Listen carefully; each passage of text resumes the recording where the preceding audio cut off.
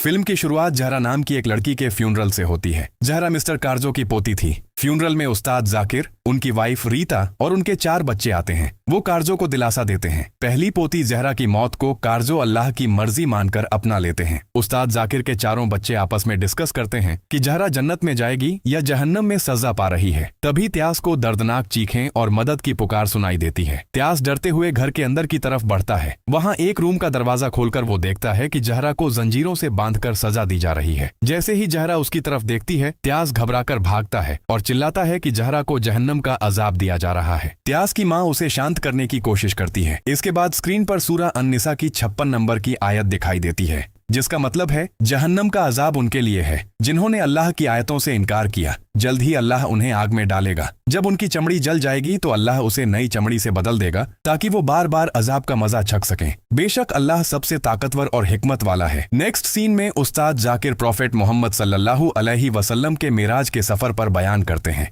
वो कहते हैं कि प्रॉफेट ने मेराज में जहां जन्नत का सुकून देखा, वहीं जहन्नम की खौफनाक सजा भी अपनी आंखों से देखी। और जहन्नम में सजा इस दुनिया के कर्मों के हिसाब से होगी। जो जितना बुरा काम करेगा उसकी सजा उतनी ही भयंकर होगी। बयान के बाद उस्ताद जाकिर अपने बेटे सालेह को मगरिब की अजान देने को कहते हैं। फिर सलात के बाद उस्ताद जाकिर अपने बच्चों को लेकर घर लौटते हैं। घर पहुंचकर जब चारों भाई बहन अपने रूम में थे, तभी अचानक लाइट चली जाती है। उनमें त्यास थोड़ा डरपोक था, तो इसका फायदा उठाकर बाकी तीनों उसे डराने लगते हैं। वो तीनों जहन्नम की सजा का मजाक उड़ा रहे थे, लेकिन त्यास उन्हें जहन्नम का मजाक उड़ाने से रोकता है। त्यास कहता है कि उसने खुद जहरा को जहन्नम की आग में तड़पते हुए देखा है, लेकिन वो लोग यकीन नहीं कर रहे थे। इसके बाद हम त्यास का कन्फेशन सुनते हैं। त्यास सोचता है, क्या सच में जहन्नम जैसी कोई चीज है? फिर वो अल्लाह से माफी मांगता है और कहता है, हमने बचपन से बाबा की बातों पर यकीन किया है कि जहन्नम की सजा कितनी खौफनाक होती है। बाबा हमें हमेशा पाप करने के अंजाम याद दिलाते थे। उन्होंने कहा था कि अगर दुनिया में पाप करोगे तो जहन्नम में सजा भुगतनी पड़ेगी। लेकिन कभी कभी ये दुनिया हमारे साथ खेल खेलती है। जब तक हमें एहसास होता है कि आखिरत की तैयारी के लिए हमारे पास वक्त बहुत कम बचा है। वो आगे कहता है, आज मरे तो कल सिर्फ 2 दिन,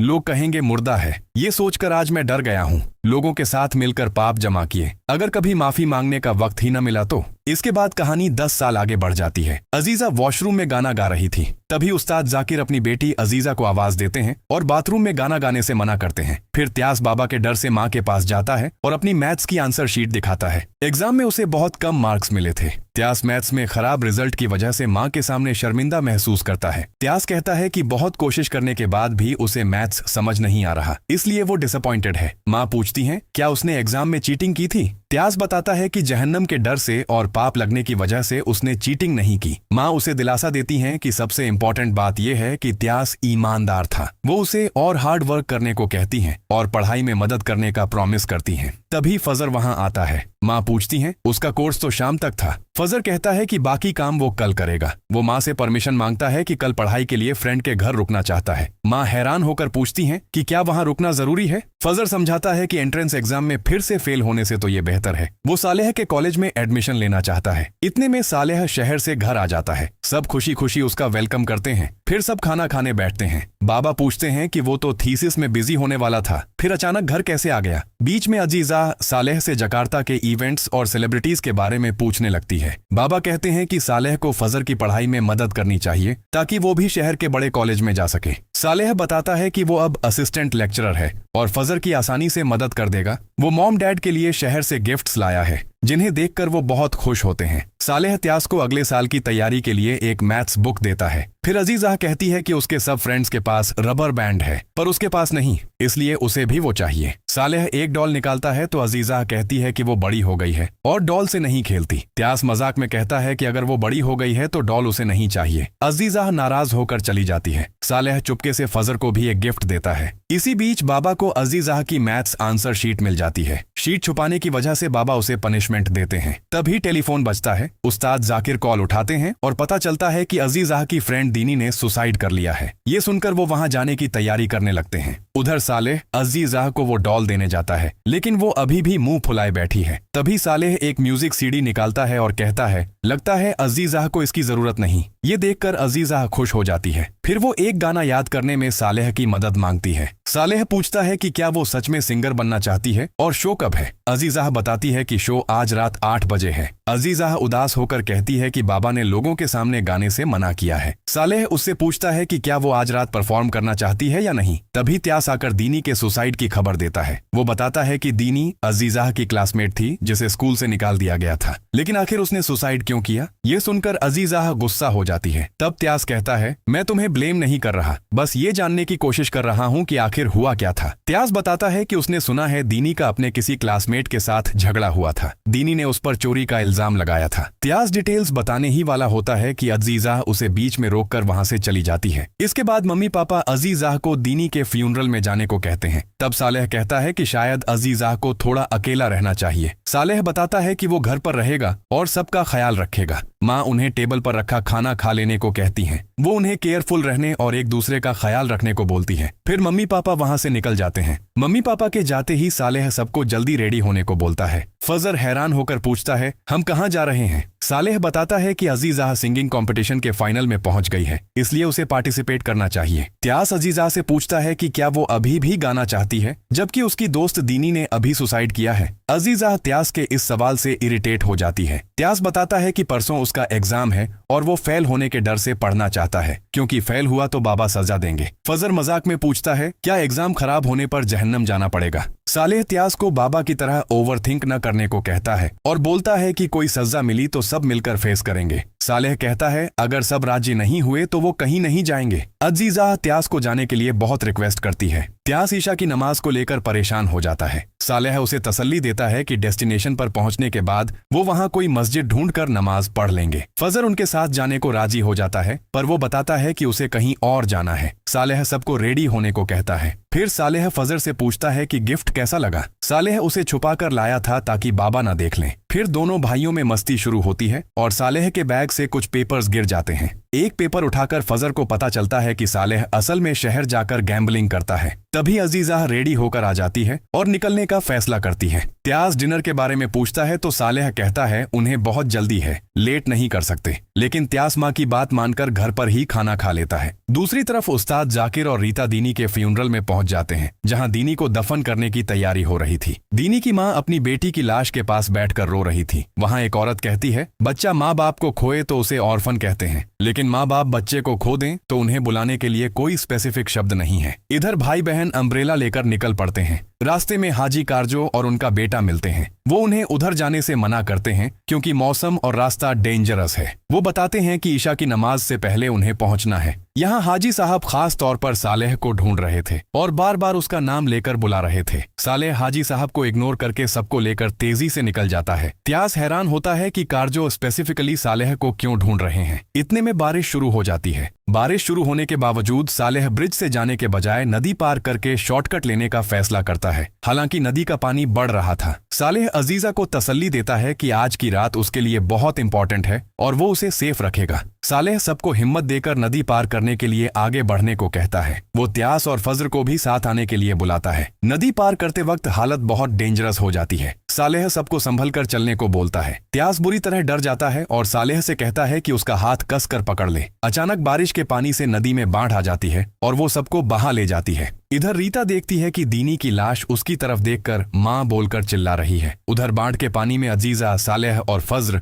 नदी में मौजूद पत्थरों से बुरी तरह टकरा जाते हैं। इधर रीता को एहसास हो जाता है कि उसके बच्चे किसी बड़ी मुसीबत में हैं, इसलिए वो तुरंत घर लौट आते हैं। लेकिन घर पर कोई नहीं था। एक एक करके वो सबके रूम चेक करती है पर कोई नहीं मिलता। अचानक रीता को वॉशरूम से अजीजा के गुनगुनाने की आवाज आती है। वो जाकर देखती है कि अजीजा एक कोने में अजीब तरीके से खड़ी है। अचानक अजीजा एक खौफनाक रूप लेकर माँ की तरफ देखती है। रीता चिल्लाती है और जाकिर आकर उसे संभालते हैं। खैर, उस्ताद जाकिर अपनी वाइफ के साथ ईशा की सलात शुरू करते हैं, लेकिन नमाज के दौरान रीता को अपने बच्चों की चीखें और रोने की आवाज सुनाई दे रही थी। नमाज खत्म होते ही गांव वाले दरवाजे पर नॉक करते हैं। दरवाजा खुलते ही कारजो का बेटा बताता है कि मगरिब की नमाज पढ़कर लौटते वक्त उसने जाकिर के बच्चों को नदी के पास देखा था। वो उल्टे रास्ते जा रहे थे। कारजो जाकिर को अल्लाह पर भरोसा रखने को कहते हैं। कारजो का बेटा बताता है कि आई विटनेसेस के मुताबिक नदी का तेज बहाव उन्हें बहा ले गया है। इसके बाद नदी किनारे मिला सालेह का बैग जाकिर जाकिर को दिखाया जाता है। माँ अपने बच्चों की करंट लोकेशन जानना चाहती हैं। कारजो बहुत दुख के साथ बताते हैं कि नदी अभी बहुत डेंजरस हालत में है और कई प्रॉब्लम्स की वजह से वो अभी तक बच्चों को ढूंढ नहीं पाए हैं। जाकिर कहते हैं कि वो आज रात ही उन्हें ढूंढने की पूरी कोशिश करेंगे। कारजो बताता है कि नदी अभी बहुत खौफनाक है। अगले दिन सुबह नेशनल रेस्क्यू टीम और गांव वाले मिलकर रेस्क्यू ऑपरेशन शुरू करते हैं, लेकिन पूरा दिन ढूंढने पर भी किसी को बचाया नहीं जा सका। आखिरकार शाम को उन्हें सालेह मिल जाता है। वो बेजान पड़ा था। सालेह की मौत कंफर्म होने के बाद इन्ना लिल्लाहि व इन्ना इलैहि राजिऊन पढ़ा जाता है, जिसका मतलब है हम अल्लाह के हैं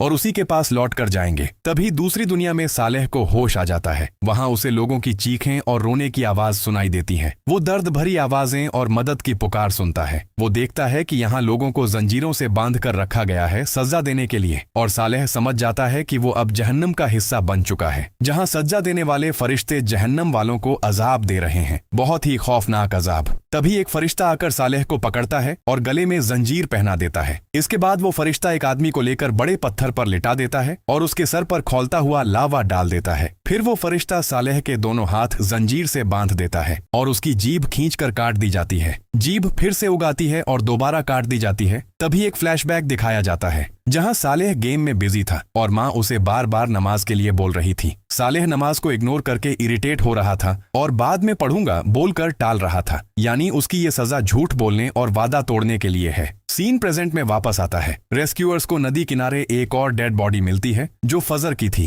फिर दोनों भाइयों की लाश घर लाई जाती है। ये देखकर माँ खुद को संभाल नहीं पाती। वो अपने दोनों बेटों की लाश पकड़कर रोने लगती है। खैर, दोनों को नहलाया जाता है। तब हम फजर की सोल को भी जहन्नम में देखते हैं। उसे सजा देने के लिए एक आयरन चेयर पर बिठाया जाता है और सर पर एक स्पेशल डिवाइस लगाया जाता है। फिर उसकी आंखों में आयरन रॉड्स घुसा दी जाती हैं। यहाँ सालेह अपने भाई फजर को देखता है। चारों तरफ सिर्फ चीखें और रोना धोना सुनाई देता है। यहाँ एक फ्लैशबैक में दिखाया जाता है कि सालेह अपने छोटे भाई फजर को एक पोस्टर दिखाकर कहता है कि यहाँ सिर्फ मसाज नहीं बल्कि एक्स्ट्रा सर्विस यानी इलीगल फिजिकल रिलेशंस भी मिलती है। सालेह फजर को वहाँ ले जाने और खर्चा उठाने का ऑफर देता है। इसके बाद फिर से सालेह पर अजाब शुरू होता है। गरम आयरन रॉड उसके मुंह के एक तरफ से घुसाकर दूसरी तरफ से निकाल दी जाती है। इधर दोनों भाइयों को दफन करने के लिए रेडी किया जाता है। तभी कोई आकर उस्ताद जाकिर से कहता है कि कब्रिस्तान के रास्ते में लाइट नहीं है और बारिश की वजह से कीचड़ जमा है, इसलिए रात में दफन करना बहुत मुश्किल होगा। फिर रीता फजर के रूम में जाती है और ड्रॉर खोलकर देखती है कि वहाँ बहुत सारी लड़कियों के साथ फजर की फोटोज और एक कॉन्डम का पैकेट है। ये देखकर रीता सर पकड़कर बैठने के अलावा कुछ नहीं कर पाती। फिर बाहर आकर देखती है कि एक लड़की फजर की लाश के पास रो रही है और पास ही औरतें फजर के कैरेक्टर पर बातें बना रही हैं। वो कहती हैं कि फजर की बहुत सारी गर्लफ्रेंड्स थीं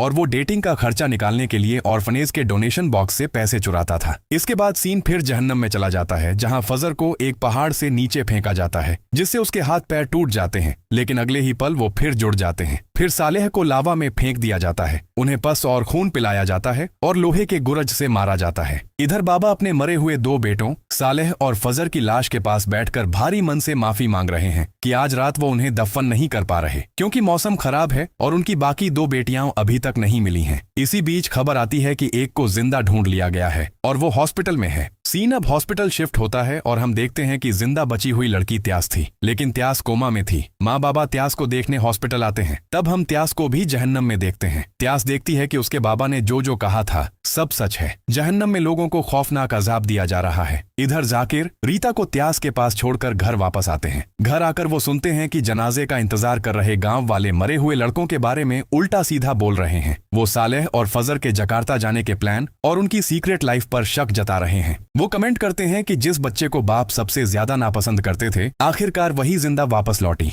जाकिर त्यास की एक बुक उठाते हैं। वहाँ त्यास ने खुद को हिम्मत देने के लिए एक नोट लिखा था, बाबा मुझ पर सख्त हैं क्योंकि वो जानते हैं मैं स्ट्रांग हूँ, हिम्मत नहीं हारनी चाहिए। एक फ्लैशबैक में दिखाया जाता है बाबा जाकिर त्यास से कहते हैं भूत से नहीं बल्कि अल्लाह से डरो। त्यास बचपन से ही थोड़ी डरपोक थी, इसलिए जाकिर अपनी वाइफ से गुस्सा निकालते हैं कि वो दूसरे लोगों के बच्चों का रुकयाह करके ठीक करते हैं, लेकिन उनका अपना बच्चा बार बार जिन्न का शिकार होता है या कमजोर रहता है। इस बात से वो शर्मिंदा है। गुस्से में वो त्यास को अपने बच्चों में सबसे बेवकूफ बोल देते हैं। सीन प्रेजेंट में वापस आते ही हाजी कारजो का बेटा आकर उस्ताद जाकिर को बताता है कि उनके पिता जाकिर से कोई जरूरी बात करना चाहते हैं। जाकिर बूढ़े हाजी साहब के पास जाते हैं। हाजी साहब उन्हें आखिरत की तैयारी की इंपॉर्टेंस याद दिलाते हैं। वो बहुत अफसोस के साथ कहते हैं कि इस हादसे से बहुत पहले उन्हें सालेह से बात करनी चाहिए थी, जो वो नहीं कर पाए। बूढ़े हाजी साहब जाकिर से कहते हैं कि उन्हें लगा शायद और वक्त मिलेगा। वो जाकिर को सालेह के एक उधार के बारे में बताते हैं। सालेह ने हाजी साहब को एक इंश्योरेंस स्कीम का लालच दिया था। उसने कहा था कि इसमें ज्वाइन करने से हाजी साहब की आंखों के कैटरेक्ट और ऑपरेशन का खर्चा कम लगेगा, लेकिन सालेह पैसे लेकर गायब हो गया। सिर्फ हाजी साहब ही नहीं, मिसेस इनाह और कई गांव वालों ने सालेह को इंश्योरेंस के नाम पर लाखों रुपए दिए थे, जो सालेह खा गया। ये सुनकर उस्ताद जाकिर अपने बेटे सालेह के रूम में जाकर उसका बैग चेक करते हैं। बैग में पैसे भेजने वालों के फॉर्म और कुछ गैम्बलिंग टोकन्स थे। ये सब देखकर वो सच्चाई समझ जाते हैं और उन्हें गहरा सदमा लगता है। एक फ्लैशबैक में दिखाया जाता है कि सालेह अपनी माँ को कुछ पैसे दे रहा है। माँ भोलेपन में अपने बेटे की कमाई समझकर पैसे ले लेती हैं और उसकी सक्सेस की दुआ करती हैं। फिर दिखता है कि सालेह बच्चों में कुछ गिफ्ट्स बांट रहा था, लेकिन वहाँ कारजो को देखकर वो छुप जाता है। बाद में कारजो कॉल करते हैं तो सालेह उन्हें सब्र रखने को कहता है और जल्द मिलने का वादा करता है। इसके बाद सीन फिर जहन्नम में चला जाता है, जहाँ सालेह को किसी और का खून और पस खिलाया जा रहा है। दूसरी तरफ त्यास अपने भाई बहनों को ढूंढ रही थी। तभी वो फजर को देखती है, जिस पर खौफनाक अजाब चल रहा है। फजर को एक पत्थर पर रखकर एक गर्म लोहे के टुकड़े से दागा जा रहा था। अगले दिन सुबह उस्ताद जाकिर उसी नदी पर जाते हैं अजीजाह को ढूंढने, और आखिरकार अजीजाह की डेड बॉडी मिल जाती है। जाकिर फूट फूट कर रोने लगते हैं। फिर अजीजाह की माँ हॉस्पिटल से घर आकर जाकिर से पूछती हैं कि अजीजाह मिली या नहीं। जाकिर इशारा करके दिखा देते हैं जहां उसे आखिरी गौसल दिया जा रहा था। माँ अपनी बेटी को आखिरी बार देख लेती हैं। सीन अब फिर जहन्नम में आ जाता है, जहां त्यास अजीजाह को ढूंढ लेती है। अजीजाह वहां दीनी को सजा मिलते हुए देख रही थी। दीनी बार बार रस्सी से फांसी लगा रही थी क्योंकि उसने सुसाइड किया था, और इसी वजह से उसे ये सजा दी जा रही है। एक फ्लैशबैक में सच सामने आता है। अजीजाह के पास दीनी का ब्रेसलेट मिलता है, यानी अजीजाह ने ही दीनी का ब्रेसलेट चुराया था। दीनी ने अजीजा पर इल्जाम लगाया था, लेकिन अजीजा ने माना नहीं, जिस वजह से स्कूल ने दीनी को निकाल दिया। इसी शर्मिंदगी में दीनी ने सुसाइड कर लिया था। इसके बाद अजीजा को भी अजाब के लिए ले जाया जाता है। उसकी जीभ खींचकर उसमें कीलें ठोक दी जाती हैं, फिर उसे बांधकर उसके हाथ काट दिए जाते हैं, और बार बार ऐसा किया जाता है क्योंकि उसने इन्हीं हाथों से चोरी की थी। माँ गहरे सदमे और पछतावे में टूट जाती हैं। वो अल्लाह से दुआ करती हैं कि बच्चों के बदले उन्हें सजा मिले। वो रोती हुई कहती हैं कि उनके बच्चे आखिरत के लिए तैयार नहीं थे। जाकिर मानते हैं कि वो एक अच्छे बाप नहीं बन पाए। नेक्स्ट सीन में उस्ताद जाकिर अपने बच्चों का जनाजा पढ़ाने के लिए आगे बढ़ते हैं, लेकिन वो हिम्मत हार जाते हैं और मानते हैं कि उनसे ये नहीं हो पाएगा। इसलिए कोई और जनाजा पढ़ाता है। फिर उन्हें कब्रिस्तान ले जाया जाता है और तीनों को दफन कर दिया जाता है। उधर जहन्नम में त्यास रियलाइज करती है कि उसके बाबा सही कहते थे, दुनिया के पापों की वजह से ही आखिरत में सजा मिलती है। वो साफ देखती है कि कैसे उसके भाई बहनों को उनके किए गए पापों के हिसाब से खौफनाक सजा दी जा रही है। तभी त्यास के अच्छे कर्म आकर उसे कहते हैं, तुम्हारी जगह यहाँ नहीं है। एक फ्लैशबैक में दिखाया जाता है कि बचपन में त्यास अपनी माँ से पूछती है, क्या बेवकूफ लोग जहन्नम में जाएंगे? माँ जवाब देती हैं, क्लास में कम मार्क्स लाना बेवकूफी नहीं है, बल्कि अपने दिमाग को बुरे और गलत कामों में लगाना ही असली बेवकूफी है। फिर छोटी त्यास अल्लाह से लंबी उम्र की दुआ करती है ताकि वो अपनी माँ के सामने खुद को समझदार साबित कर सके। सीन प्रेजेंट में लौटता है। त्यास अपने भाई बहनों को अलविदा कहती है और हॉस्पिटल में त्यास को होश आ जाता है। इसके बाद त्यास अपने नियर डेथ एक्सपीरियंस के बारे में बताती है। वो कहती है कि उसने महसूस किया है कि अपने पापों के लिए आखिरत में कितनी भयंकर, लगातार और बिना रहम वाली सजा मिलती है। आखिरत की तैयारी के बिना औलाद को खोना किसी भी माँ बाप के लिए इसी दुनिया में जहन्नम जैसा है। त्यास के बाबा अब उसके लिए एक आइडियल फादर बनने की पूरी कोशिश कर रहे हैं। उस दर्दनाक एक्सीडेंट के बाद वो गम भुलाकर आगे बढ़ने की कोशिश कर रहे हैं।